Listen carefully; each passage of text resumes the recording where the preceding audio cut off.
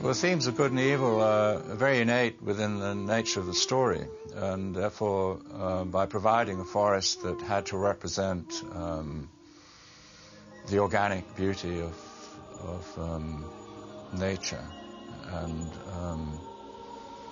living through the light and the sun, so providing one fulfills that requirement. I thought, I want to shoot on location.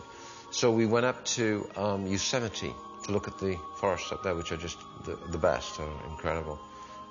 Fir trees. Problem is, once you stand inside a pine forest like that, or redwood, there's no light. You like, with the light meter, there's nothing. I mean, you're standing there in daylight, and it's a kind of twilight, but camera-wise, you're like, f, 0.5.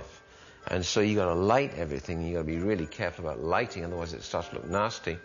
And everything is so huge, I'd have to put a scaffolding rig in there, which would be the size of the football field, to think about it, to take all my lights that won't be seen, lighting through the trees in this magical fashion. Building this forest, this whole forest that we built at Pinewood, allowed so many things to sort of happen that couldn't have happened just in a normal forest. So you could create things that were there that you could never do any other way. I think that's the great thing about that forest was the fact that it was built, and then they put animals into it that lived in it, and it became a living forest, which was like magic because it was so vast.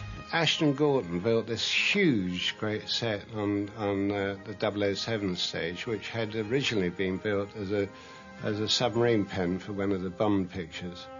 And it was enormous. It's the largest studio in the whole of Europe. And Ashton built this forest right to the edges and right to what we call the reds, the girders at the top. So I had to put all my lights above the girders, which had never been done before. And he also put mirrors around the back so that extended the depth of the forest, which was very clever. It was quite enormous. I mean, the trees had a girth of about 30 feet, and they were built of plaster and styrofoam and stuff, It was really a great set. We carved the trunks of the trees, and then we laid real branches up into the trees like roots, and we were able to create very interesting and very photogenic woodland that way. And then within those roots we then planted ferns and real plants. So the plants were real, but the whole structure, the bones, was built and created. It had some enormous amount, like, 14,000 pounds worth of scaffold tube, and it was built up slowly on rostrums, and then we filled it all in, and we had to put all the trees in, and the big trees were sculpted out of polystyrene and painted, but the smaller trees were real trees. Then the snowing, that was simple. We just had to we blowed very fine polystyrene. I mean, now it's been replaced by something much more organic. It's a very fine paper. So we had this big, vast spray gun that just sprayed this stuff. I was completely gobsmacked to see that set for the first time. And nothing that I've ever done since then has ever impacted me. I mean, it was the first film I did, so maybe it would have anyway, but just to have it, the scale, the actual grand scale of everything was sort of absurd. I mean, I know that there are films done on that scale now, but it was just awesome, unbelievable, like an entire forest in a soundstage. Complete with the sounds of a forest, because they had, about 300,000 birds in there all the time. Every single word of Legend was dubbed. Every breath, every single word was dubbed, because the sound was just ridiculous in that place, and just the big machines blowing chicken feathers at you. And I probably still have chicken feathers in my body that I ingested when I was 15, because it was just unbelievable, the atmospheric stuff going on. And wow, yeah, it was amazing.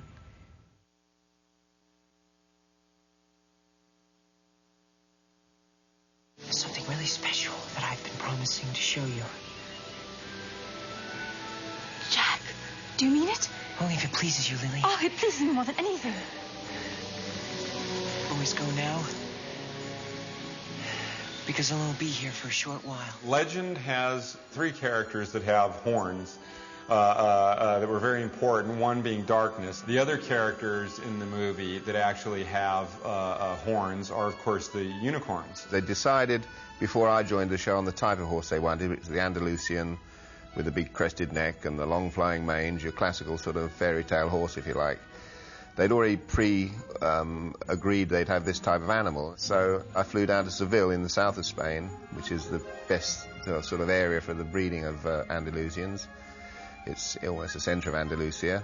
And started looking for horses. And I found 3 in close proximity to Seville. One is, in fact, the mare. The one mare was called Triana, which is an area of Seville. And then we went across to Alicante and various other places in Spain to get them all together. So for the 2 horses, I in fact had 6. They were absolutely fabulous, and it was quite interesting because when we got to Spain, it was cold and it was snowing through the Alps, and I bought the 6 horses, so we wanted to fly the horses home. But there was, for some reason or other, some huge horse competition in Asia or somewhere, and all the containers were across the other side of the world. So we said, well, that's no problem, we'll get a truck and drive them home.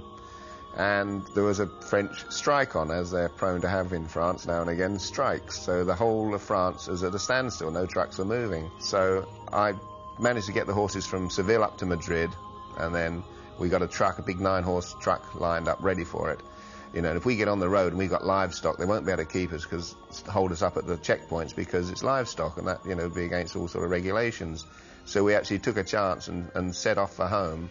And we actually drove non-stop from Madrid to France, met a ferry, and it was like within 30 hours from Madrid, we actually had all the horses home. So it was quite an adventure.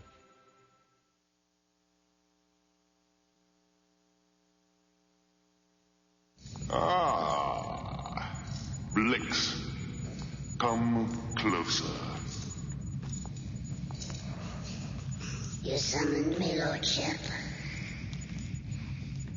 Are you not the most loathsome of my goblins? Truly, Master. And is your heart black and full of hate?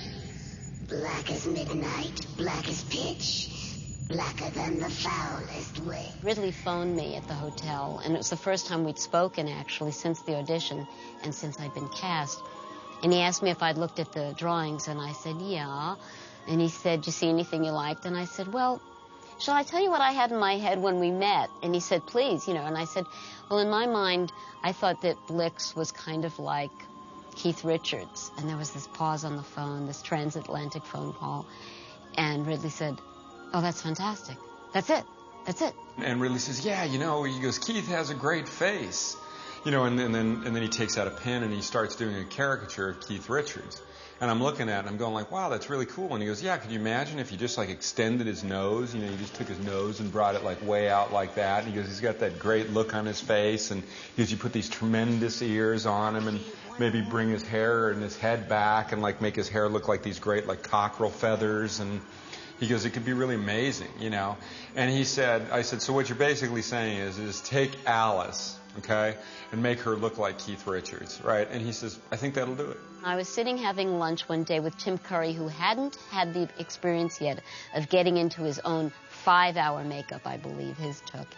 And he was just looking at me in my makeup thinking this was really funny. But he kept looking at me thinking, boy, you look familiar.